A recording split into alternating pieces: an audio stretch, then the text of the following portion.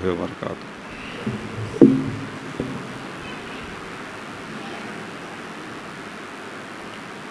अल्हम्दुलिल्लाहि रब्बिल आलमीन वस्सलातु वस्सलामु अला हबीबिही सय्यिदिल मुरसलीन व अला आलिही व अस्हाबिही अजमईन। क़ाल नबिय्यु सल्लल्लाहु अलैहि वसल्लम अल मरउ मअ मन अहब्बा औ कमा क़ाल सल्लल्लाहु अलैहि वसल्लम। इंतहाई अक़ीदत व मोहब्बत के साथ बारगाह रिसालत में दुरूद व सलाम का हदिया पेश करें। अल्लाहुम्मा सल्लि अला सय्यिदिना मौलाना मुहम्मदिन मादनिल जूदी वल करम व आलिहि व बारिक व सल्लिम सलातन व सलामन अलैका या रसूलल्लाह सल्लल्लाहु तआला अलैहि वसल्लम।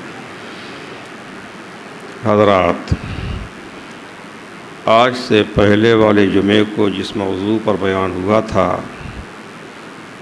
आज का मौजू भी कमोवेश वही है।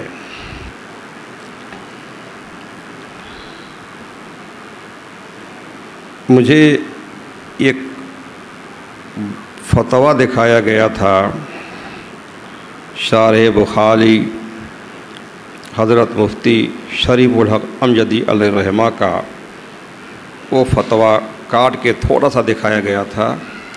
मैं पूरा फतवा आपको सुना देता हूँ। मेरे पास फतावा शारह बुखारी किताब मौजूद है और उस किताब से वो फतवा मैंने फ़ोटो कापी करा ली।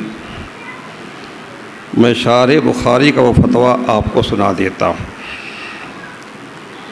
सवाल हुआ है शारह बुखारी अलैहिर्रहमा से, क्या मुतलक़न तमाम देवबंदी काफिर हैं? नीज़ ये कि देवबंदी किसे कहते हैं?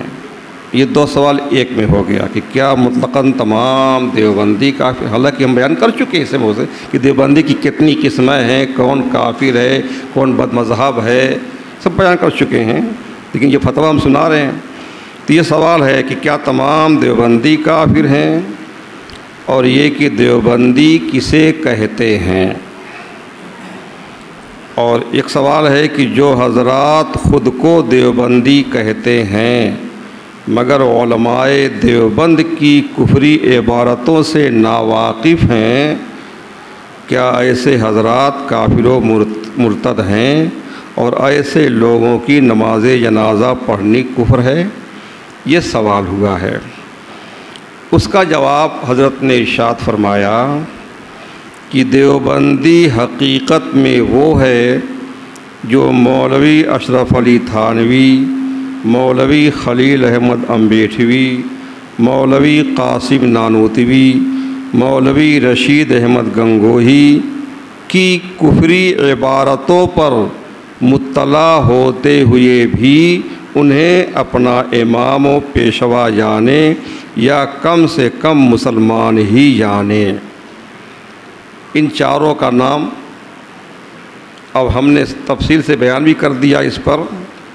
तो जो उन्होंने कुफ्र किया है, जो उनकी कुफरी इबारतें हैं, जो उन इबारतों पर मुत्तला होते हुए, वाकिफ़ होते हुए, जानते हुए उन्हें अपना इमाम माने, पेशवा जाने, या इमाम पेशवा नहीं कम से कम मुसलमान ही जाने, वो देवबंदी है।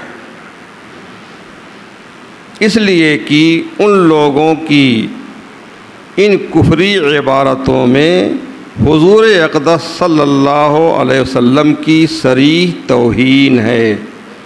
उनकी जो कुफरी इबारत है उसमें हमारे हुज़ूर की खुली हुई तौहीन है और शान उलूहियत में खुली हुई गुस्ताखी है।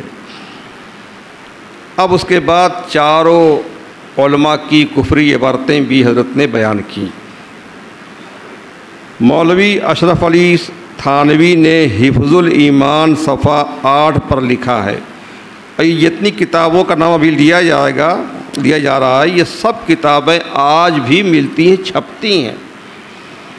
तो हिफ्ज़ुल ईमान में मौलवी अशरफ अली थानवी ने लिखा है सफ़ा 8 पर, ये हमारे हुज़ूर के इल्म गैब की बात वहाँ है कि हुज़ूर को गैब का इल्म था या नहीं था। उस पर लिखा ये उसकी इबारत है हिफ्ज़ुल ईमान की, कि फिर ये कि आपकी ज़ात मुक़द्दसा पर, हुज़ूर पर इल्म ग़ैब का हुक्म किया जाना कि अल्लाह ने आपको ग़ैब का इल्म दिया। अगर बक़ौले ज़ैद सही है, ज़ैद तो कहता है कि अल्लाह ने ग़ैब का इल्म दिया, तो वो कहते हैं कि अगर ज़ैद के बक़ौल सही है कि हुज़ूर को ग़ैब का इल्म था, तो दरियाफ़्त तलब ये अमर है, पूछने के लायक ये बात है कि उस ग़ैब से मुराद बाज़ ग़ैब है या कुल ग़ैब है। हुज़ूर को जो ग़ैब का इल्म है तो कुल ग़ैब का इल्म है या बाज़ ग़ैब का इल्म। पहले हमारा मसला आप सुन लें। अल्लाह ने अपने उलूम में से बाज़ ग़ैबों का इल्म अपने हबीब को अता फ़रमाया। अल्लाह का इल्म तो गैर मुतनाही है, लामहदूद है, बेहद बेशुमार, कोई हद इंतहा नहीं। और हमारे हुज़ूर का इल्म महदूद है, अल्लाह ने जितना दिया वो तना है, बे अल्लाह के दिए हुज़ूर को इल्म नहीं है। ये हम अहले सुन्नत का अक़ीदा है। इल्म ज़ाती के हम कायल नहीं हैं, इल्म अताई के हम कायल हैं। अब वो अशरफ अली थानवी क्या कहते हैं कि जो ये सुन्नी कहते हैं, ज़ैद कहता है कि हुज़ूर को ग़ैब का इल्म है, तो इससे बाज़ ग़ैब है या कुल ग़ैब। अब देखिए कुल ग़ैब तो कोई कहता नहीं। अब देखिए क्या कहता है वो, गौर से सुनिएगा। अगर बाज़ उलूम ग़ैबिया मुराद हैं तो इनमें हुज़ूर ही की क्या तख़सीस है। ऐसा इल्म ग़ैब तो ज़ैद व अम्र बल्कि हर सभी मजनू बल्कि जमीए हैवानात व बहाइम के लिए भी हासिल है। यानी बाज़ इल्म जो अल्लाह ने हुज़ूर को दिया है, इसमें हुज़ूर की क्या ख़ास बात है उनको कहा जाए ग़ैब का इल्म है। यानी ऐसा इल्म जितना हुज़ूर को दिया, जैसा हुज़ूर को दिया है, इसमें ऐसा तो इल्म जो है ज़ैद को भी हासिल है, अम्र को भी हासिल है, हर सभी को यानी बच्चे को हासिल है, मजनू यानी पागल को हासिल है, तमाम हैवानात व बहाइम जानवरों को हासिल है। ये उसने साफ लिखा। आज तक ये किताब छप रही है, अब आज तक जो है इसकी सही तावील वो ना कर सके और ना जो है उसने तौबा की और इसी इबारत को भी इबारत पर वो मर गया है।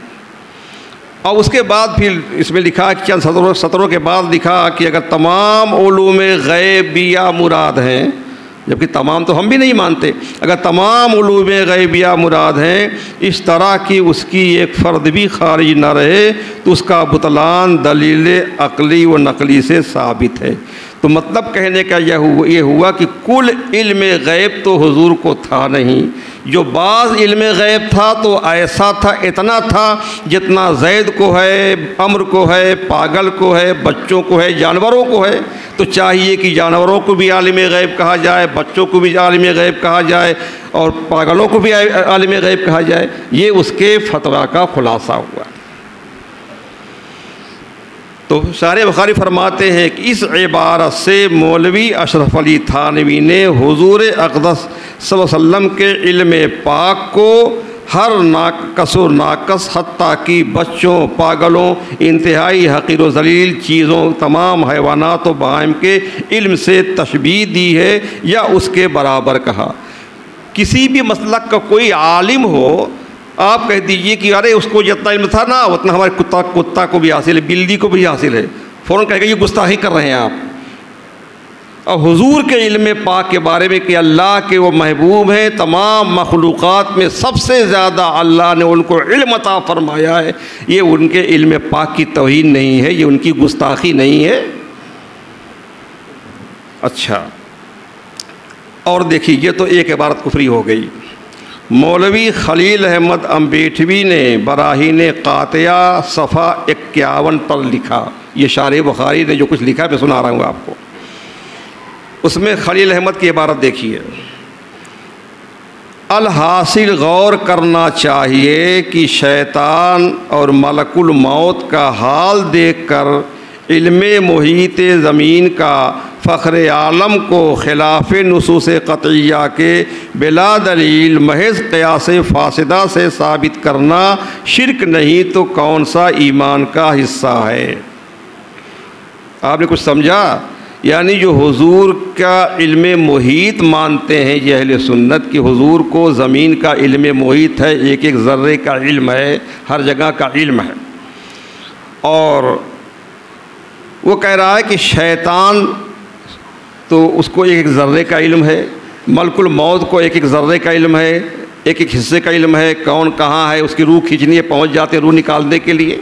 तो शैतान और मलकुल मौत का हाल देखकर ये हुजूर के इल्म मुहीत को कह रहा है खिलाफ़ नुसूस क़तइया के, नुसूस क़तइया यानी कुरान हदीस के ख़िलाफ़ बिला दलील महज क़यास फ़ासिद से साबित करना ये शिरक नहीं तो कौन सा ईमान का हिस्सा है। यानी हुजूर के इल्म मुहीत के लिए न कोई कुरान की आयत है न कोई हदीस है, महज ये अहले सुन्नत अपने क़यास फ़ासिद से साबित करते हैं।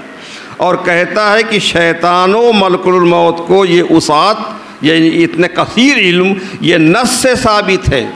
यानी शैतान के लिए मलकुल मौत के लिए इतना ज़्यादा जो इल्म साबित है ये कुरान से साबित है, हदीस से साबित है। और फ़ख्र आलम की उसात इल्म के लिए कौन सी नस से कतई है, यानी कह रहा है कौन सी नस है, कौन सी हदीस है, कौन से कुरान की आयत है जिसमें हुजूर का इल्म भी साबित होता है, उसात साबित होती है कि जिससे तमाम नुसूस को रद्द करके एक शिर्क साबित करता है। इस इबारत में अम्बेठवी ने शैतान और मलकुल मौत के लिए ज़मीन का इल्म मुहीत माना कि शैतान को ज़मीन का इल्म मुहीत है, एक एक ज़र्रे का इल्म है, और मलकुल मौत को ज़मीन का के एक एक ज़र्रे का इल्म है।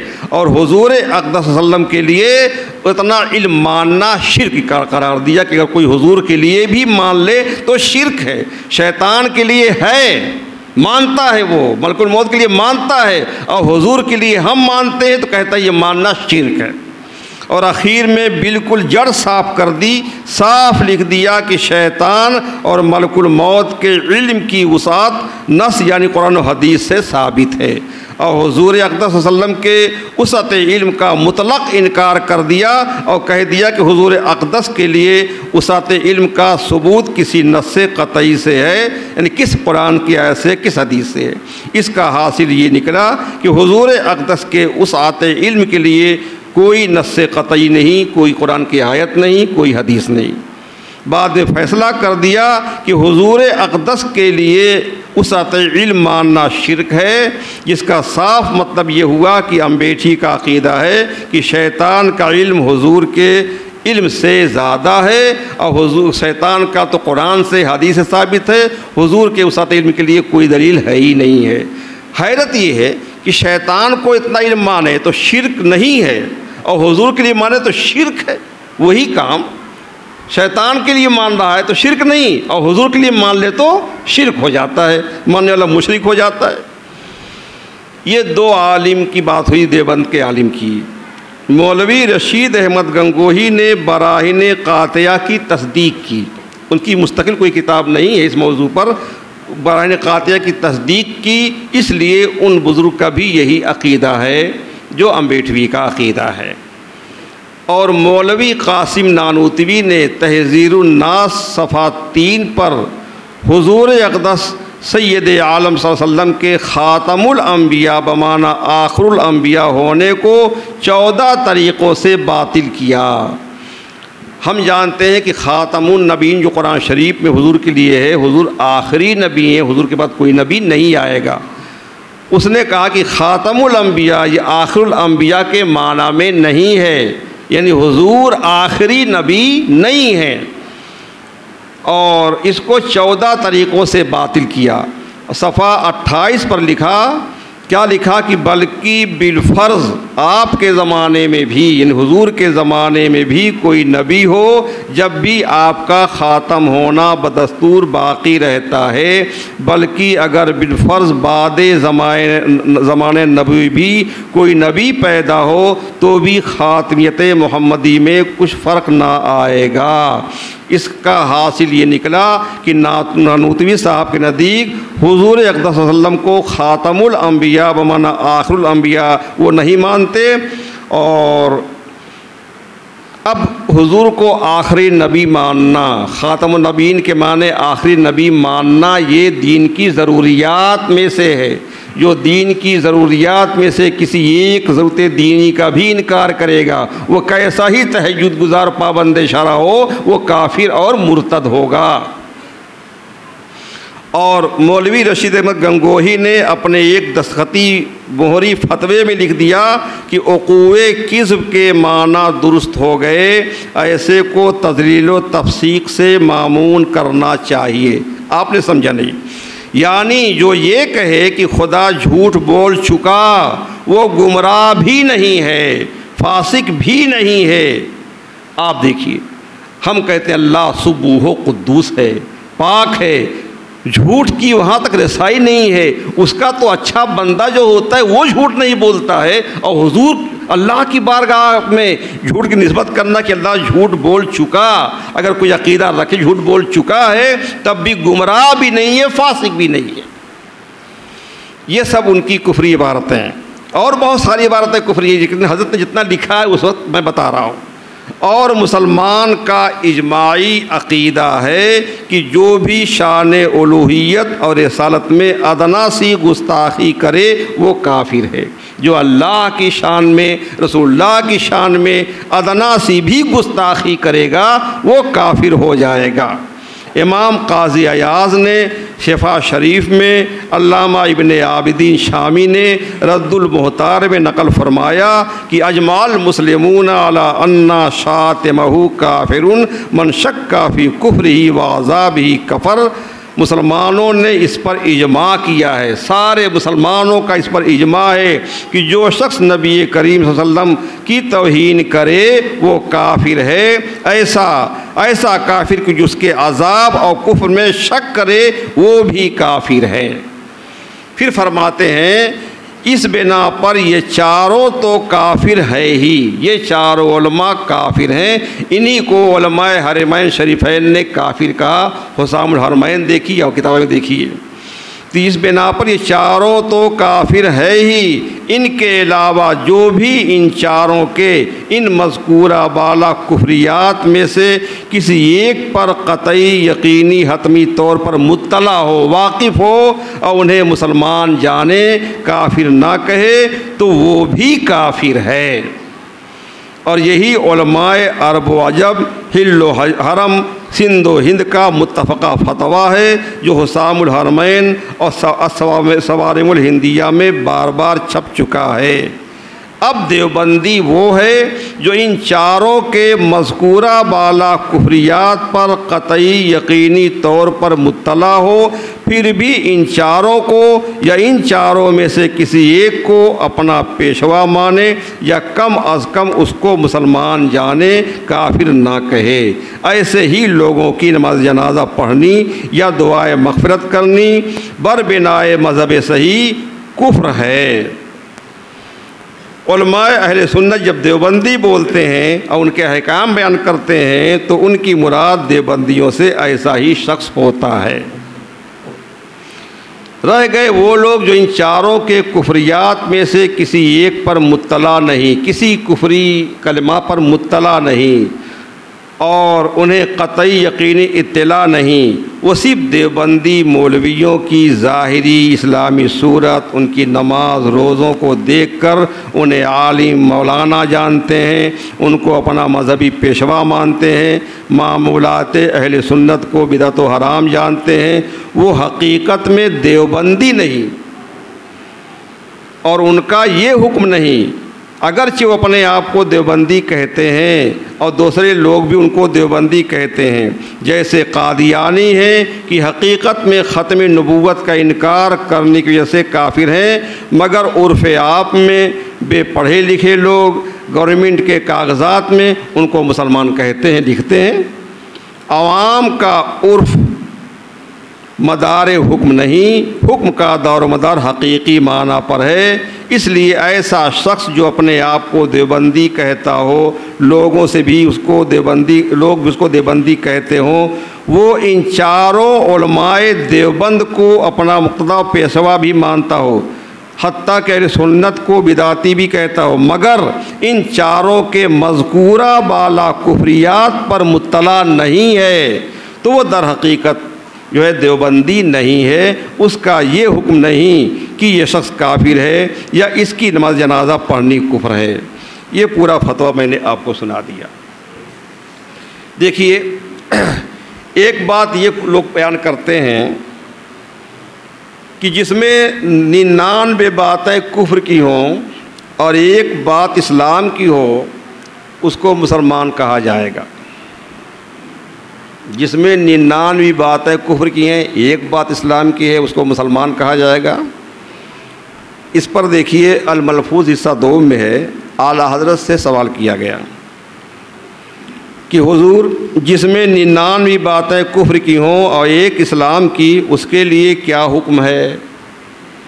तो इरशाद फरमाया काफिर है। भाई 99 बातें कुफ्र की हैं, एक इस्लाम की है, वो काफिर है।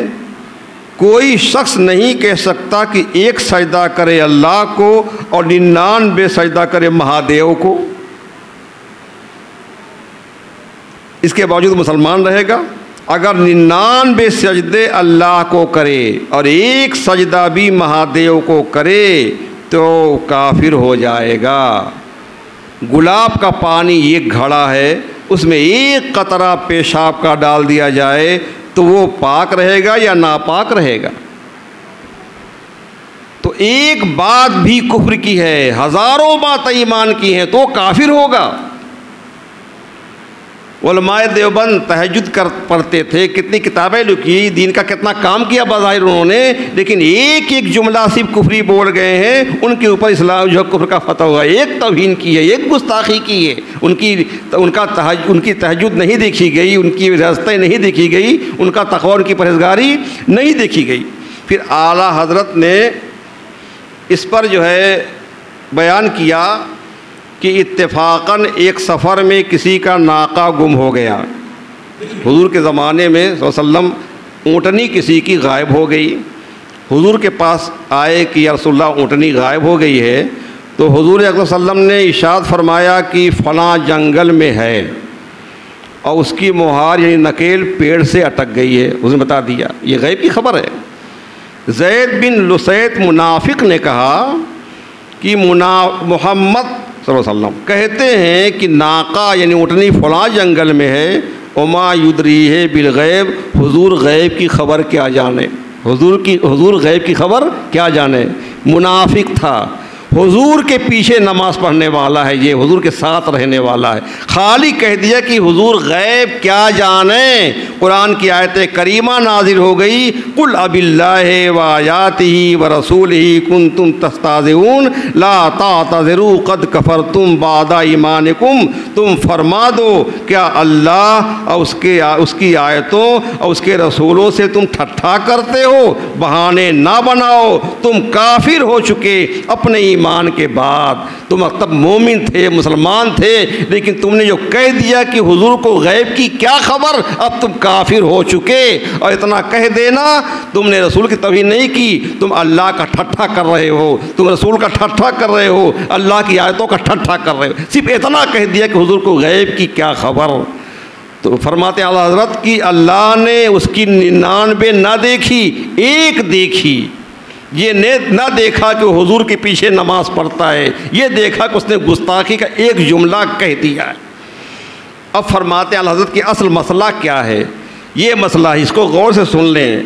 किसी से कोई कलमा सादिर हुआ, किसी ने कोई बात कही, उसके 100 माना हो सकते हैं, उस बात के 100 माना हो सकते हैं। 99 पर कुफ्र लाजिम आता हो और एक पहलू इस्लाम की तरफ जाता हो तो उसके कुफ्र का हुक्म ना करेंगे, उसको काफिर ना कहेंगे।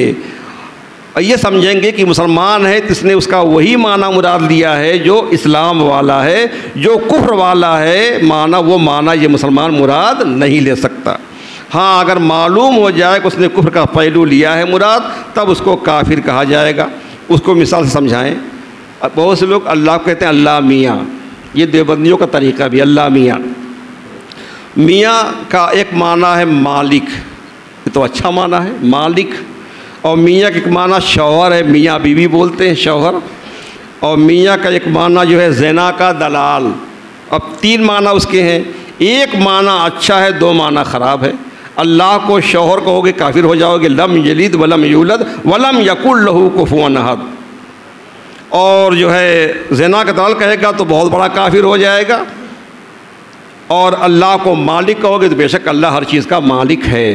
तो लफ्ज़ मियाँ का 3 माना है। एक माना अच्छा है, 2 माना जो कुफ्र का है। तो मुसलमान कोई कहता है तो उसको काफिर नहीं कहा जाएगा। जाहिर सी बात, मुसलमान बोल रहा है तो बुरा माना मुराद नहीं लेगा। वो मियाँ बोल करके जो उसका माना अच्छा है, मालिक है, वही माना मुराद ले रहा होगा, वो नहीं। हाँ, मालूम हो जाए कि कोई मियाँ बोल करके शौहर मुराद लेता है या ज़िना का दलाल मुराद लेता है, तब जो है वो काफिर हो जाएगा। वरना अल्लाह मियाँ कहना कुफ्र नहीं है। अल्लाह मियाँ कहने से कोई काफिर नहीं होगा, लेकिन मना है। अल्लाह मियाँ कहना मना है। जब उसका 3 माना है, एक माना सही 2 माना गलत है, तो ऐसा लफ्ज़ अल्लाह की बारगाह में ना बोलो जिसमें कुफ्र का एहतमाल पाया जाए। असल मसला ये था और बेदीनों ने क्या से क्या कर दिया। ये आला हज़रत ने इसको जो है बयान किया है।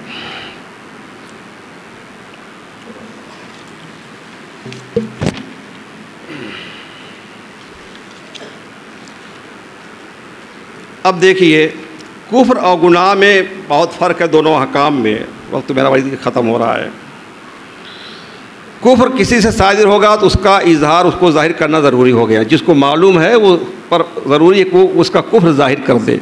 और गुनाह का मामला क्या है, आप किसी के गुनाह पर वाकिफ़ हुई है तो पर्दा पोशी फ़र्ज़ है, छुपाओ, उस पर पर्दा डालो। दोनों में बहुत फ़र्क है। गुनाह छुपाया जाएगा और कुफ्र को ज़ाहिर किया जाएगा।